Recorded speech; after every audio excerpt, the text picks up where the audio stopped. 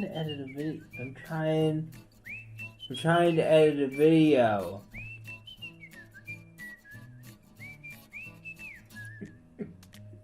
You swimming? You going for a swim? So I know this is starting to be a reoccurring occurrence, but I've had a few drinks. So, anyways, let's throw some new parts in this thing. We gotta convert the stuff off of the old one onto the new one here. The radiator, throw the fans on, and then throw them in. Might as well time lapse this because it's gonna be sloppy.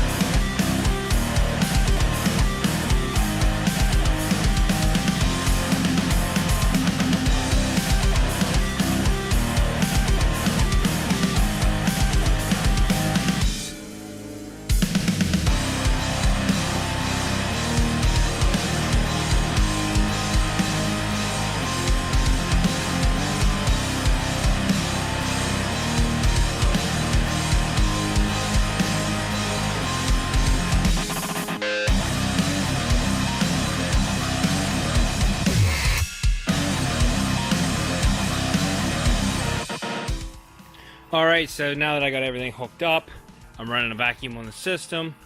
We're gonna run it for a while. I guess I should open the gauges. That would help with the vacuum. I was like, why is it not drawing vacuum? Alright, so this gauge, obviously, I've said previously that this gauge is off. It's going to read about 0 whenever it's running a vacuum. This gauge is accurate. So I'm just going to run this for about 45 minutes. Then I'm going to shut it off, close the valves, and we're going to let it sit for a couple hours to see if it holds vacuum. Everything's hooked up. Oh, no, not everything's hooked up. Well, shoot. I didn't put the top radiator hose clamp on. I gotta do that. That's gonna be fun, now that I put them clamps in and put these bolts in. I'm gonna have to take them back out and do it. I'll get that in, off camera, while this is running. And then, we'll see if this holds vacuum after a couple hours. Alrighty! So we got the vacuum set. We had it running for about an hour, and I shut her off. Closed the valves up here, and I guess in the morning we'll check it and make sure it's holding a vacuum. I did put a little bit of antifreeze in it. I don't quite have enough to fill the system, so I'll have to go get some tomorrow, along with some other things. I need to get more Freon because it should take 2 cans to fill this system, and yeah, we'll take care of it tomorrow. See you then! Also, before I go to bed, I want to point out, again, that my Patreon subscribers are better than yours. So one of my Patreon subscribers decided that I needed an ozone machine. As you can see, got me this little ozone machine. And it's what this thing does is cleans odors out of vehicles, or any space you put it in. You don't want to be in that space whenever you run the thing. But it has a timer on it, and you run it for a certain amount of time, and then you let the vehicle sit for about an hour, then you open it up, let it air out, and you don't want to do it in a confined space. So you want to do it like outside or something. But this thing is freaking awesome. I have not used it yet, but I know what they do, so that's why I say they're awesome. I could have used this on the Accord. Listen to this. My buddy that bought the Accord, he used to smoke, he quit smoking. He bought the Accord. He was complaining it smelled like smoke, so I cleaned it out. It smelled good. Guess what he was doing the other day whenever I drove by? I stopped and talked to him. He was buying a pack of cigarettes. So the Accord probably smells like smoke again. Whatever. It's neither here nor there. But we will be using this in the future, and I will tell you guys how I like it. That's right. Daddy's drinking water today. Yes, he is. What are you doing? What? You want my water?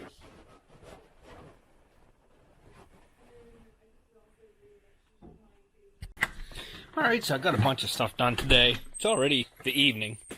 Went for a long motorcycle ride, and that was fun. I went to Walmart and got a bunch of refrigerant, and also, since my stereo that I ordered didn't come in yet, I bought this. And the only reason I bought another one is because these were on sale for $15. So the cheap stereo that I always get, I got for even cheaper. So $15. I think they are phasing these out. I think that's why they sold it for $15. The one I bought online was $26. They had a new one there. Looks just like this. Doesn't have this Google Voice button on it or whatever. But now it comes with a steering wheel control. Like, it comes with a little thing that you Velcro around your steering wheel. And then it gives you, wireless controls for this. And it's $26 now. I'd rather they not give me that and I get it cheaper, but whatever. I'm guessing that's what they're doing, phasing these out. But we're going to throw this in the car. We're also going to charge the system. And it's been sitting for pretty much a whole day. And it's still holding vacuum. So, when you're going to charge your system, and it's completely empty, there's normally a label on the front somewhere to tell you how much R134 it holds. On the front here is your air conditioning sticker, and it holds a maximum of 24.7 ounces, a minimum of 22.9 ounces. So that's pretty much 2 cans. So right here is a brand new 12-ounce can. And then I got 3 more, so I have some extra. So we're going to take these gauges off.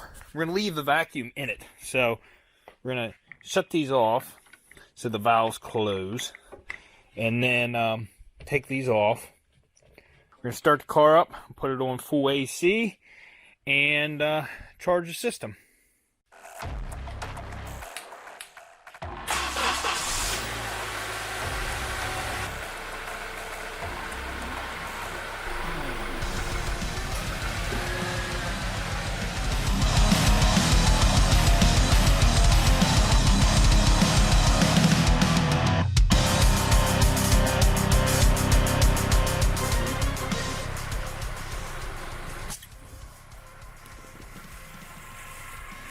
Now this is almost charged, the second can's almost in. It's taking a while because it's not really warm out, so the air conditioning keeps kicking on and kicking off. I opened up the hatch and the doors and have the vents facing outside, and it's regulating itself because it's too cold inside, so the air conditioning kicks on, kicks off, kicks on, so it's taking a little longer than normal, but this can's almost in.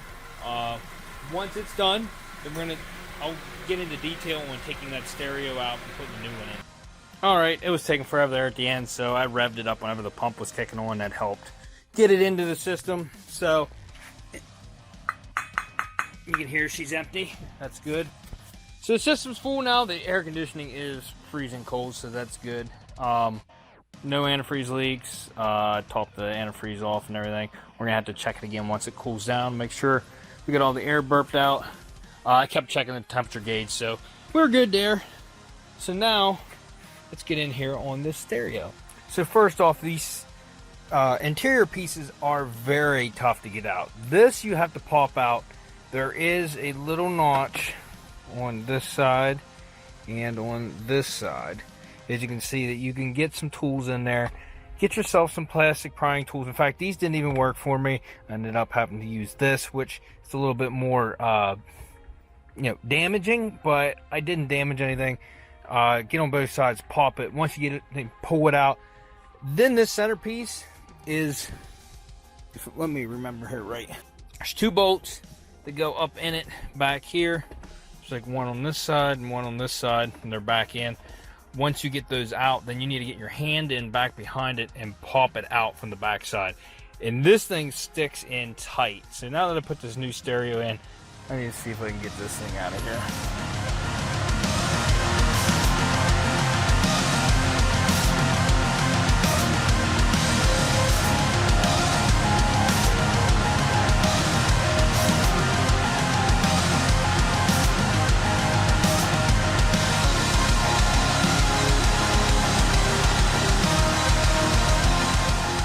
Alright, so the first thing I want to do is take this piece of junk out and throw it in the trash. And that's what we're going to do. Second, we're going to put the storage compartment back in the bottom. And I have the screws right here to hold that in. That goes in the bottom part. Then we need to mock in this radio into the top and make sure that it's going to fit with this. I should be able to make it fit. If not, I think I have another pocket over there, a different one. But we're gonna figure this out, folks. You just got to make them fit however you can get them to fit.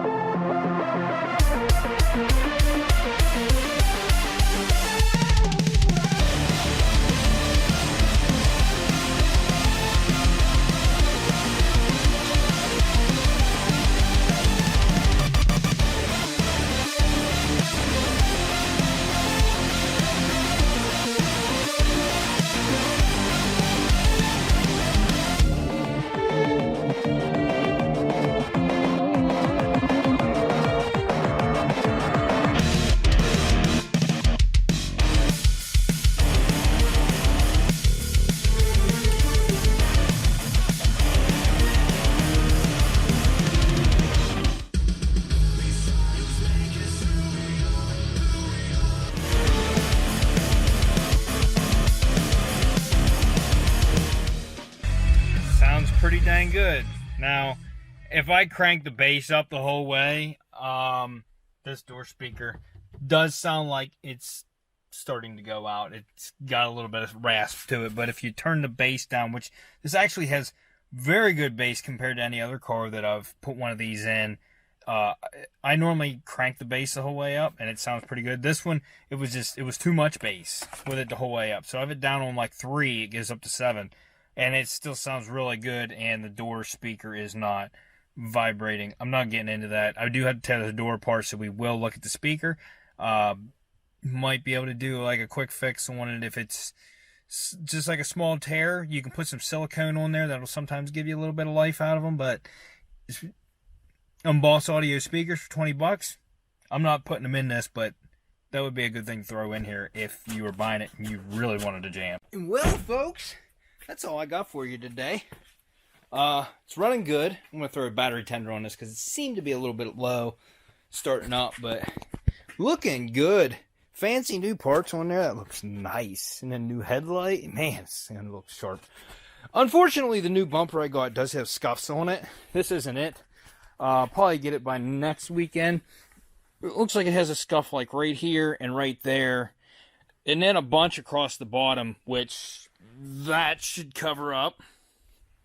So we're getting there, folks. Next episode, I am going to test some primer. I have several different kinds I want to try out. I'm going to try it on this fender. We'll sand it up. I'll try it on that. Everything turns out good. Then we're going to start sanding and priming the parts that are going on the car. So anyways, guys, if you like this video, hit that like button. Consider subscribing. If you hit that dislike button, you're fake news. And just like always, we'll see you on the next episode of Rick.